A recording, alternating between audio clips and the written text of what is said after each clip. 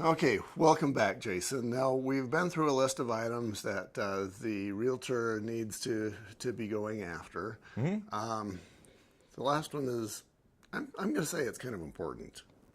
Going to work. Going to work. What does going to work mean to you? And I'm sure I'm going to be able to add some things, but what does that mean? This is the practical implementation. So it's one thing, it's like book smart and street smart. Read a manual on how to fix a car, you may not be able to fix a car, right? So this is what you do to get it done. Okay. So we've been covering a bit of it. We'll cover a bit more. So like the birthday cards and phone calls, anything you can to be in front of your clients. One thing that we've done that we've really loved is we have customer appreciation events. In December we do Pictures with Santa, where we have a guy in our office dressed up like Santa Claus, which is really fun because it's not me, and the Santa suit's really hot, and people are sitting on his lap in a big fluffy chair. I would totally want to be Santa. Yeah. Well, I might have to have an ice bag inside, but I would totally want to be Santa. It gets warm. And then we have Buddy the Elf, and we have cookies and coloring books, and we do a food drive. So this is a good thing because we send out an email that says we got Pictures with Santa, and then you can call them and say, hey, come to Pictures with Santa, and then hopefully you see them there. You get 3 touches out of one event. We also rent a water park, and you do the same thing. So the touch, got to remember you and why you're doing it. I have a lot of people who do movie theaters. They'll rent out the theater and have everybody go to a movie. The one thing you want to remember, though, is that this is a touch. It's not just providing value. You want to make sure that they know who you are, they remember what you do, and then they go to the water park or enjoy the movie. You want to make sure that you're there, that you say, hello, I do real estate. Hi, I do mortgages. How are you? Something like that. Yeah, I'm thinking every movie theater, if you can do this, I know some of them do because you can actually do a church meeting in some of those movie theaters. But if you've rented out the whole theater, you ought to be able to get up in front, have the microphone and say, well, thanks for coming. Yeah. And I don't know that you could do that in a water park. You know, that might be a little more difficult. You catch them at the door. Aha, you're ahead of me. But yeah. So you don't necessarily want to say the only reason you get to watch this movie is if you send me business. You just want to say, hi, it's really good to see you. How are things? Thanks for coming. But that's it. I mean, some people come and they have mortgage questions, and we get deals sometimes at the water park. You know, not that we close a mortgage there, but we say, all right, I'll talk to you tomorrow. Let's get this done. Yeah, I'm thinking, you know, if you do the water park or if you do the theater perhaps wrong, you're going to get guys who basically say, hey, some realtor, some mortgage guy is letting us go for free to this water park. Exactly. That's happened before. That was a fail. That's a fail. When you have a fail, don't worry. That's a lesson learned. But even with that scenario, they'll probably gather from the signs who it was that. Hopefully, right? Yes. I mean, maybe I'm inviting you to my water park, and you're inviting your family who invited their neighbors, and the neighbors are not going to know me. But at least, hopefully, with the signs that I put up, you know, GarthsAwesomeInspections.com, they will at least get more than 0 out of my marketing efforts. Well, and the main thing is you want the people that know you to know you more. And so the neighbors that they invite may be a total loss, but your friends who invited your neighbors, you'll have more value there. Yeah. Right? So the annual review, like anniversary, good reason to call, send them a gift. A really good touch is food. Lunch, breakfast, dinner, invite people. There are marketing people out there that says never eat alone and never let someone else pay for your meal. So the offsetting value there, but you got to make sure you're doing it right. The other thing is when you send out a gift card or when you send out a birthday card, it's really good to call and say, hey, did you get it? A lot of times I'll send out invites to do live CE, face-to-face, and I'll send out email, which may or may not work. I've talked to most of the people that I send emails to, and ask, do you get it? Do you like it? Because I don't want it going to their junk mail, because that's a waste of my time and theirs. Maybe Yeah. not their time if it's going to junk mail. But I'll call them up and say, hey, did you get it? Did you see it? Does it work for you?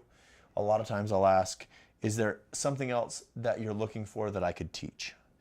And so it starts this relationship. I'm not just saying, send me your mortgage business. I'm saying, what can I do to help you? Right. And that says, That becomes a lot send me more your mortgage powerful. business. Yeah. So follow up with them. And then for real estate, make sure you're hitting them February and March, because you want presence of mind. Right. You want to be in their focus On the top of the list. right when that time comes. And that's typical busy season. So it's a good time.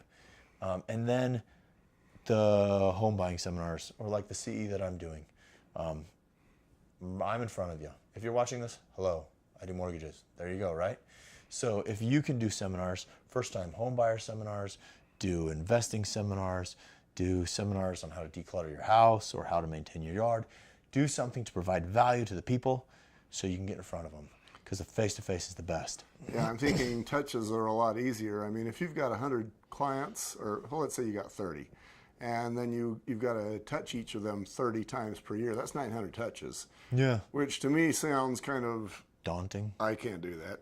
But if you can get them at least some of that 30 at a time by being in front of the room and saying, here's how to declutter your yard, or here's how to make the most of the value of your house, you know, then that's a nice little jump. Yeah. And even if you do, if you can, the more things you can systematize, is that even a word? It is now. The better. So it's better for you and better for your clients. If your clients know that every fall as school starts, I'm going to go to Seven Peaks for free. I'm going to go to the water park for free because Jason's going to invite me. Every Christmas, going to do pictures with Santa. Every springtime, we're going to go to a movie. We're going to have an Easter egg hunt. I'm going to get my information for my taxes from my mortgage guy. Everything that you can do that's not just a system for you, but a system for your clients that they can count on, the better. It'll keep you there. Yeah. Yeah, I get that. Systematically doing those touches is a whole lot easier than thinking, oh man, I've got to make phone call number 564. Yeah. Yeah, that's going to suck. Yeah. So just that thing, connecting with people. You know, and I don't want to turn this into an ad for a particular company, but there is a company out there that I use that will send out text messages. And you can do that based on birthdays or Christmas or, you know, whatever you want to do that just says, you know, happy Arbor Day.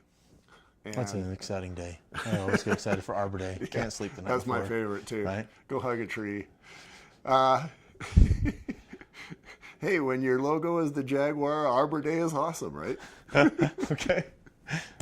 But you know, you have that option out there too, and that's a touch. So then that 900, if my list is 30, that 900 becomes a lot easier for me to believe that I can accomplish. Okay. What else have we got? So something that is good to do in the mortgage industry, real estate too, get their settlement statements and send them out in January with a letter. You'll want this for your taxes. So this works for the first year anniversary people. You know, after they've closed on the home, they don't need their settlement statement year 3 or 4. But that first year, because you send them a letter, say, hey, enjoyed working with you. Give this to your CPA. That's nice. It is. Also, if you can do seasonal things or things that they'll keep all year, I've got a good friend who gets me a local college football team magnet calendar, sticks on the fridge, know where all the games are, if they're home or away. I love the recipe cards, the calendars, things that they'll stick there for a year. You can also do measurements or seasonal things, you know, take care of this in your yard, things like that. Game nights. Invite people over, get to know people. It's fun to get to know people, and games are fun. Good time to talk. So work on a relationship. This is the especially time when you don't necessarily want to talk about business or work. It will come up. Spend time being with people. The people that want to talk about real estate will. And you said game nights. I mean, game nights could be, I'm guessing, Monopoly, or it could be a football game. Yep. Yeah. And the other thing, like, it's got to be fun. Do something you enjoy. Realize that not everyone's going to enjoy the same things that you enjoy.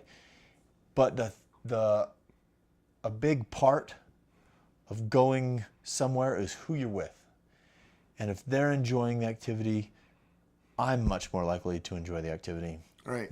So spend time doing what you like. Find people that like that, and then spend time with them. Yeah, that goes back to finding your avatar. I mean, if you really want to hang around with accountants, then you do stuff that accountants dig. You know, you could do debits and credits, the game. Oh, man. Or you could sit down and talk about deductibles. You know, I don't know. That's not me. I've got a set of four-wheelers outside, and, you know, I'd be wanting to do that. And there's nothing wrong with, if I were wanting to be a realtor, there'd be nothing wrong with me calling up somebody up and saying, hey, let's go buzzing. Yeah, exactly. That's good stuff. That forms long-term relationships. That has a lot of impact. Yeah. Don't need as much repetition when you have really impactful, deep relationships. And then I wouldn't have to perhaps worry so much about doing 30 contacts because I've got one that counts for a lot. Could do. Yeah. Yeah.